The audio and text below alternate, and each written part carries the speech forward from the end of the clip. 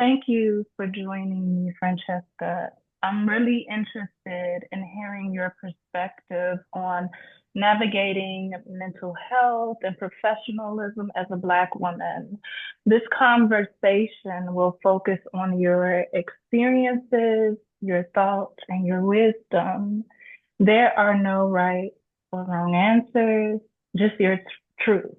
So before we start, I want to know how you're arriving today, your mind, body, and spirit. I am exhausted. It's been a long day. Um, yeah, but I'm here and it's fine. So, Well, I am very glad that you're present. Um, and make sure you try to do something that brings you joy today. Oh, let's start off with a little about yourself. Can you tell me a little about yourself and the professional spaces that you navigate? so, my name is Francesca. I am a PhD student and I also work in higher ed. I started working in higher ed in 2020, so height of pandemic. It was remote. So I was doing some tutoring. And then I went back to school um, for my bachelor's, and I was a McNair Scholar. Um, and so that was an interesting experience over the pandemic. But it really kind of threw me into higher ed almost full throttle. And so during that time, I was offered a graduate assistantship. And so I worked in that role for 2 years while I got my MBA.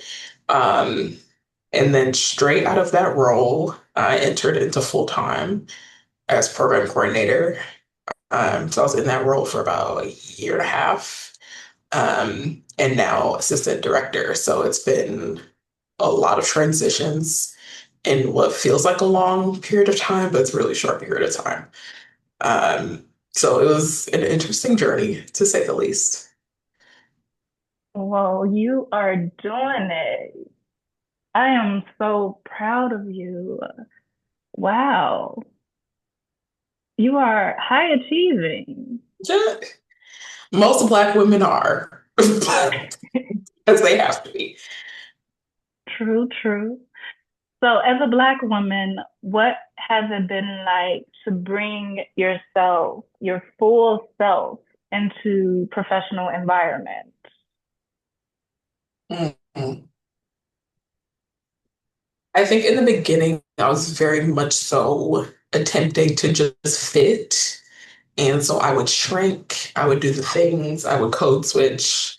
Um, I would be cautious kind of how I wore my hair, or if things were maybe like considered too revealing because of my body type and things like that. And then I think I just had a moment to where I was just overly exhausted. Um, because I actually almost had a panic attack and I was just over it. And it just got too much. And I was just like, you know what? I don't even feel like this is worth it.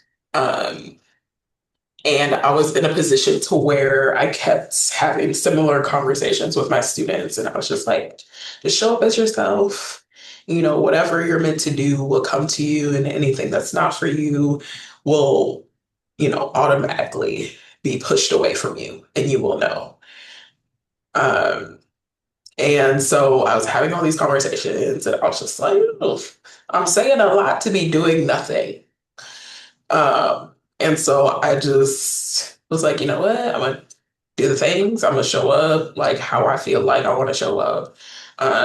Because when people, define professionalism and all that stuff, it wasn't with us in mind anyway.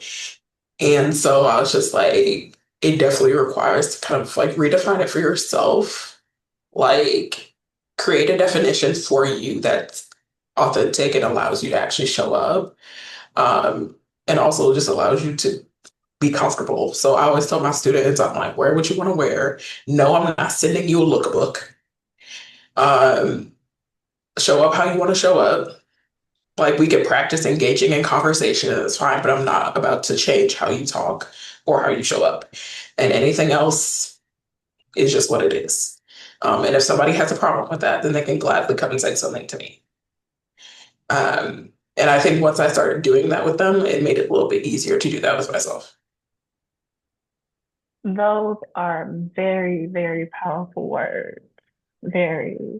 So, do you feel that these spaces make room for authenticity, or do you find yourself constantly shifting to fit in? Although you give these like amazing advice to your students, are you taking that same advice for yourself? I think now I am. I think before I wasn't. Um, so no, I don't think that, certain institutions prompt authenticity. Um, I don't think they're curated with that in mind because they're also state institutions, right? So that's not their focal point. Um, their focal point is really just about the bodies that occupy that space, how much they're maybe getting funding per person, right? All those things. More the logistics of it and not for like how people will feel when they step into it. And unfortunately, it's an extra job that, we have to do to like kind of make it feel like home when we're in there. Um, and it's unfortunate. It should feel like that anyway. It should be curated for people and for people's experiences and all of that. But unfortunately, it's not, right? So it does require you to, once you step in, to be like, how can I make it more home? How can I be authentic to myself? How can I actually like make room? How can I keep the door open after me so somebody else can come in and really be their full selves, really unapologetically? Um, and so I think like you have to ask yourself that when you get into these spaces, because if not, it's really easy for these spaces to consume you and for you to get really lost in like the politics, for you to get lost in, the to-dos and the tasks day to day. So I think it serves as a good reminder to kind of just like step back when you're stepping in to be like, okay, this is what this looks like now, this is what I would want it to look like, and this is what it needs to feel like. And so I think once you figure out what those things are, it'll be easier. Thank you. Thank you so much for sharing. I know earlier in our conversation, we mentioned shifting and code switching. How would you define code switching or shifting in your own words? Mm. I feel like I would define code switching as the need to conform, knowing what it will cost you in the end. Because it's going to cost you something, right? And you also may get something out of it, like to each their own.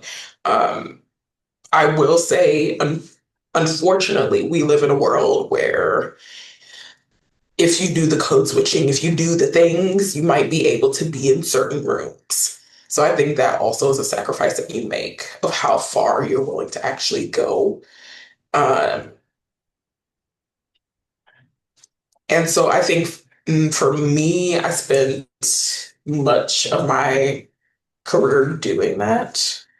Um, I think I hit a point to where I was just kind of like, I'm actually not comfortable doing that anymore, because I had been like, and I guess not in just my career, and I think that's for many Black folks and just in general. I also did it like when I went to school with all white people, right? Because there is this thing, I was not trying to be the stereotypical Black girl, and so I avoided doing all the things that would be associated with that, because they already had everything to say about everything. right? And so I think I started off doing it to prove them wrong. Um, and that I could do the things, right, and get to the rooms if I need to get into the rooms to call it a day. But in me proving them wrong, I was also proving them right in the sense that Black people will risk everything just to be a part of something. And I had to like really unlearn and like tap into why I was doing that and why I felt the need to do that. Um, because ultimately, like it hurt me in the process. And I really had to like almost pour back into myself, double dosing to make sure that like I still knew who I was, or I was at least still comfortable with who I was and how I was showing up in the world. And then I also really had to think about other Black girls that I really had to be like, okay, if I'm doing this, that's literally me telling them that this is okay to do, and it's not. And that's also me telling them that they should always shrink, that they should always conform, and that they should always strive to be invisible. And that's not what I'm trying to tell them. Um, and so I really had to like understand that other people were also coming in after me.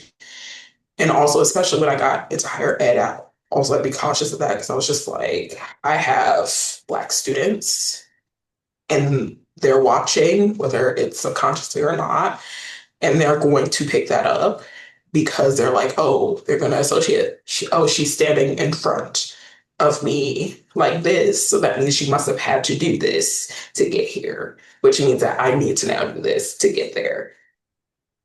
And then so I think I was just like, you know what, like I can't have them have the association that in order to code switch, that means you're going to be allowed in these rooms. Because honestly, you could be code switching and you're still where you're at. And you're code switching in the hopes that it's going to get you higher and you're going to climb the ladder and you still may not get there. And so all of that would have still been possibly for nothing because people can tell when you're being authentic and when you're not. And so it may service you for like a short term, but long term, it's really not going to. And I definitely agree with you because while navigating not only professional spaces, but academic spaces, I found myself code switching a lot. And for me, it was more harmful than good.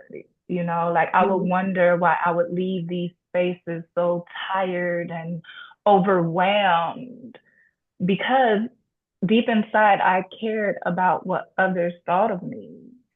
And it was so draining to be something that I wasn't. So nowadays, I'm like, forget it. If you don't like how I talk, then that's a you problem. It's not me. Mhm. Like, speaking of Yeah. which, I do have a follow up question. So I know I listed one, but what are some other ways that code switching could impact one's mental health positively or negatively? Mm, I think you, I think it would be really easy to forget who you are in the sense of like how you want to identify in the world and like the legacy that you want to hold versus like how you're picking and choosing in what areas you can show up as. So if you're code switching day to day, right, you might forget to turn that off come time you're with your family or you're with your friends, and then you're carrying the same traumatic experiences into those spaces, not knowing that that's what you're doing. And it can get really hard to kind of designate where you're actually seeing yourself, where you're actually seeing like your own humanity kind of like show up. And then so when you're code switching and doing the things, you may also forget that you're doing it and you might be critiquing somebody who you consider close to you or maybe not, right? Like maybe they're just a Black folk walking by and you're carrying very much so white supremacy and you don't know that, but when you do it, you're addressing them directly in a way that you're used to operating in your workspace. And that's not necessarily also the best thing for them. And then you start to feel yourself literally spiritually deplete because you're so unfulfilled and because you're constantly switching and changing and having to check yourself and be like, oh, I'm doing it again. Oh, that's for this space, not this space. Versus if you're just authentic, just period. Yes, yes, I love that. I love that. So do you think it's a way to like reclaim or resist, um, reclaim your power or resist the temptation, um, while code switching?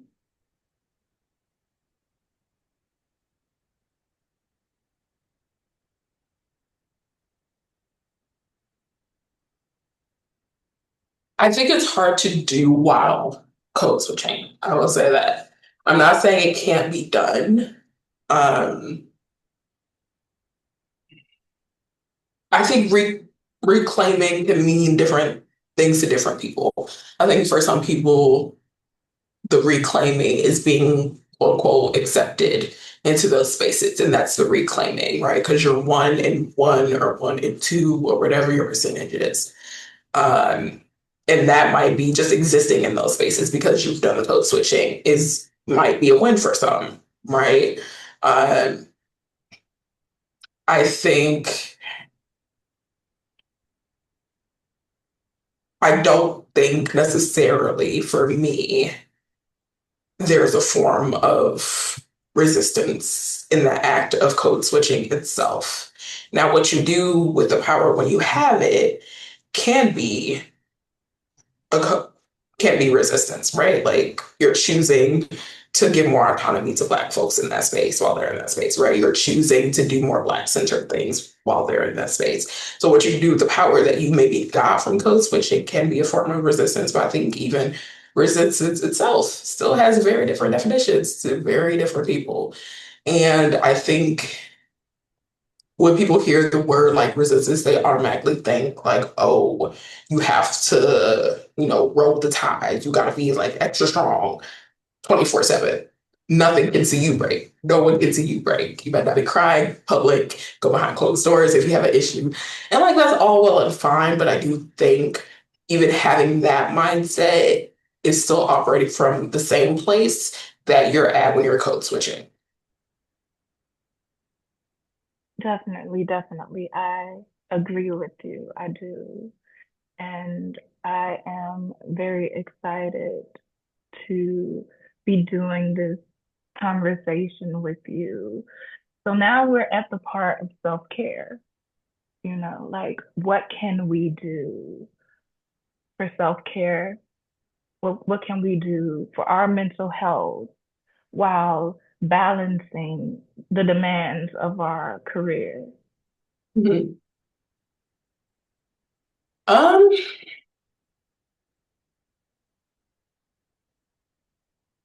hmm.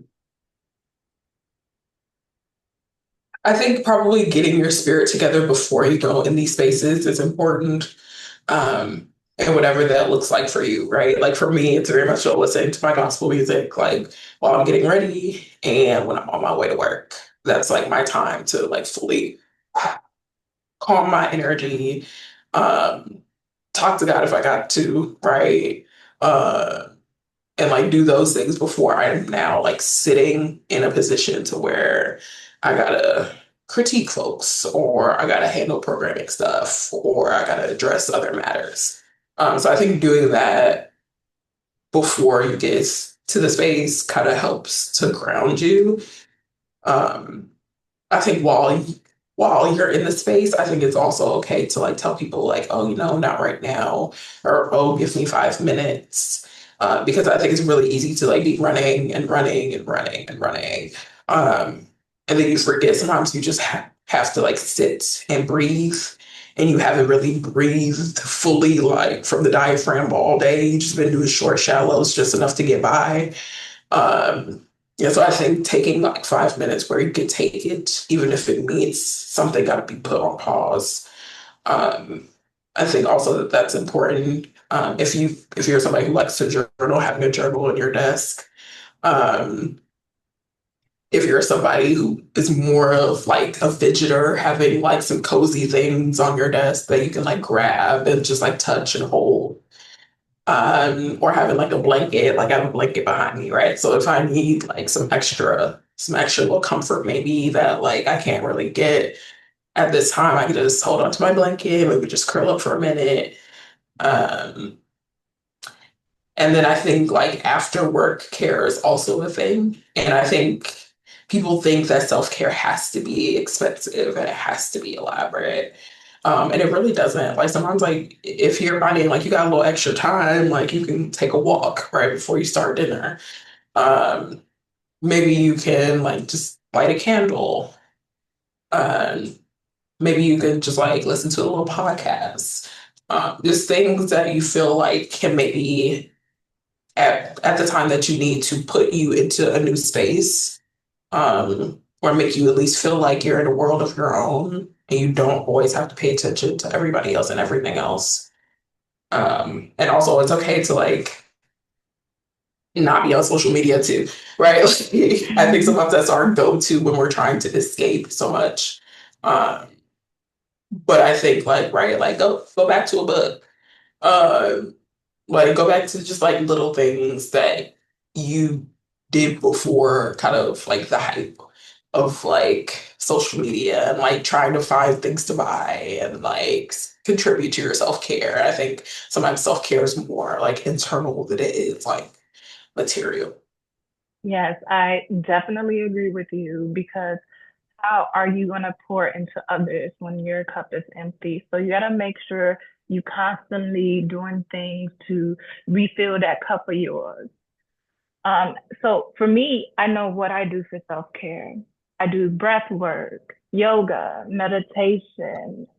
I do things to activate the creative parts of my mind that is soothing.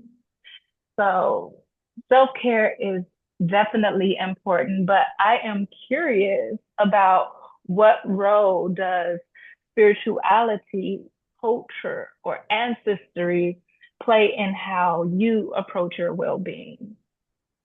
Mhm. Um, I mean, I will say I think for Black folks that's inherent, right? Like even if we don't know we're doing it. Like if you find yourself humming when you get mad at work, like that's ancestral, right? And it really is. Like I think it's something that just carries over.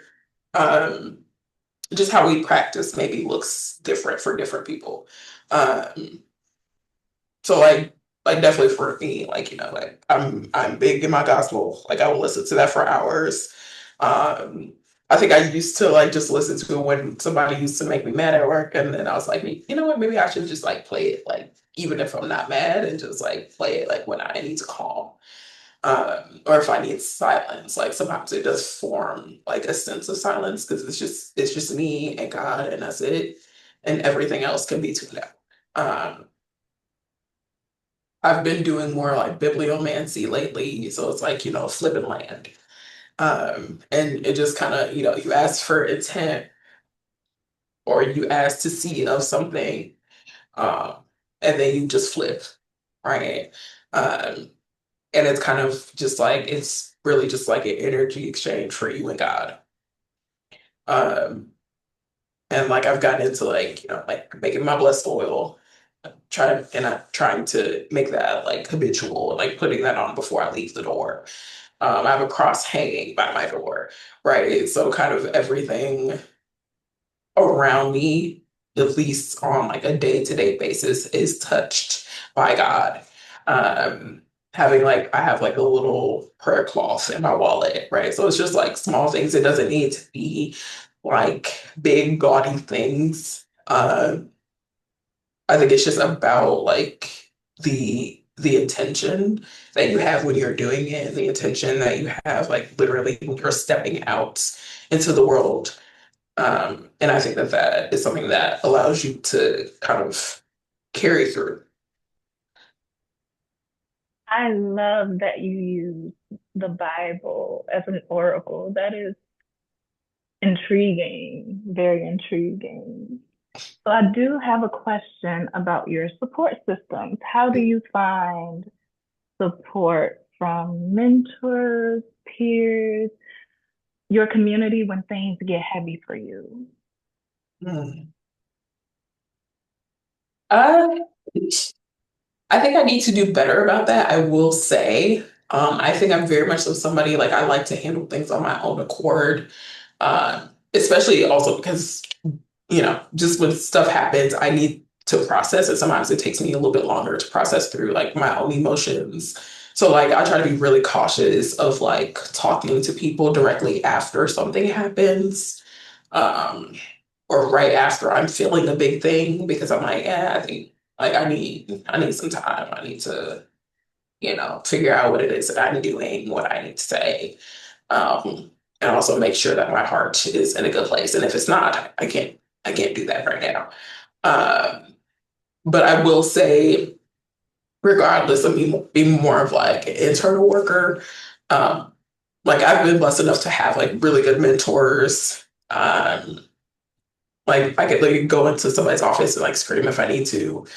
Um, like I can, send a quick text or like a voice memo.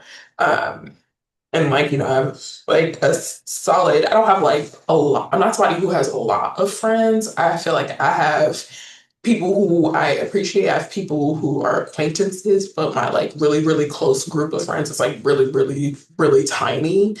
Uh, but like, yeah, like that's my tribe. I'm trying to do a bit better about that, but it's just like I'm like, you know, but uh, like I have my tribe, I have people I go to.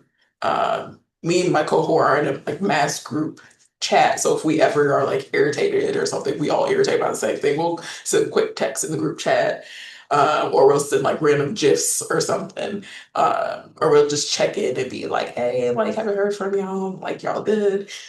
And so I think like having kind of multiple avenues that you can kind of pull from like helps in the different spaces that you show up, right? So if your student have a group chat with some of your close peers, right?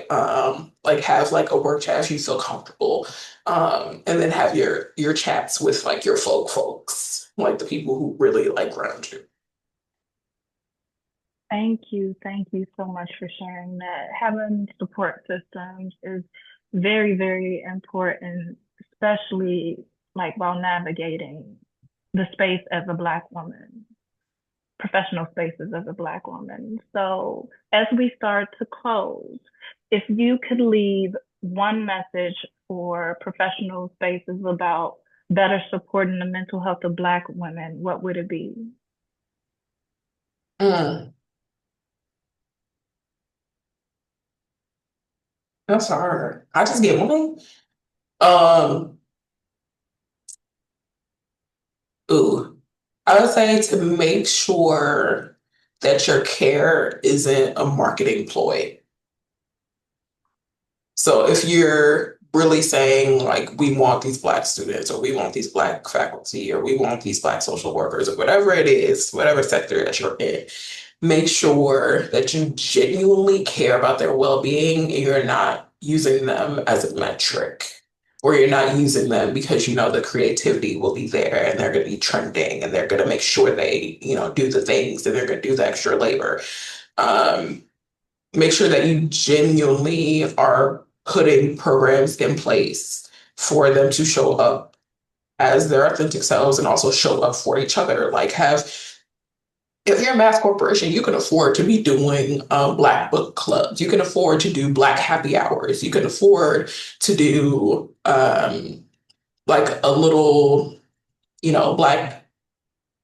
Black and tie. You can do like a little black tie event where all the black folks come and they just network and they do the things, right? Like you can afford to do these things. And if you're a smaller org, you can do like little black luncheons, right? Like they can do barbecues. Like barbecues are huge in our community. Like you can have music, you can have like the people like really there who are grounding the experiences.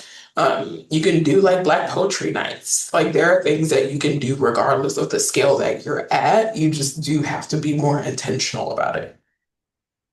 Yes, yes, very much so. So, Thank you so much for sharing your truth and your experiences. This is very valuable, not only for my project, but for helping us all understand the realities of Black women navigating these spaces. Do you have any questions or final reflections before we end? I appreciate you. I think you did great at facilitating. Um, and like I think more conversations like this are needed just in our communities, period. So kudos to you and the work. Thank you. Thank you so, so much. And I look forward to seeing more of you around. Me Dr. too. Miles. Oh, gotta finish first. All right. Have a good day. And remember to do something that brings you joy today. Same to you. All right. Thank you. Thank you so much. All right, bye. Bye.